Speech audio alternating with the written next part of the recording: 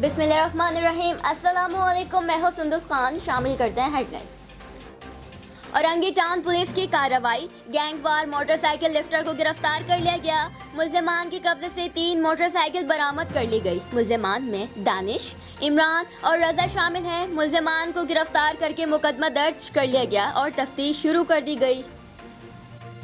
PIB colony के SHO Shakir Hussain की कार्रवाई। मंशियात फरोश गिरफ्तार। मुल्जिमान के कब्जे से 1810 ग्राम चर्स, 30 बोर पिस्टल, बीमा मैगजीन्स बरामद कर ली गई। मुल्जिमान के खिलाफ मुकदमा दर्ज।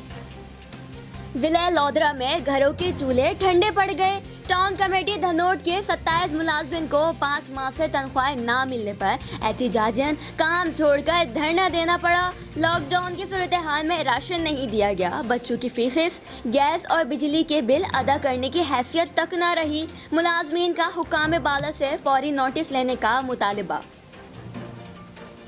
रिजविया पुलिस की कार्रवाई। पुलिस ने ईदगाह 400 क्वार्टर में गुटके के कारखाने पर छापा मारा। छापा मारने के दौरान मुजरे सेहत गुटका मावा बनाने वाले 2 मुल्जिमान को गिरफ्तार कर लिया। मुल्जिमान के कब्जे से 500 पैकेट गुटका और गुटके में इस्तेमाल होने वाला सामान बरामद कर लिया। मुल्जिमान के खिलाफ मुकदमा दर्ज, तफ्तीश जारी।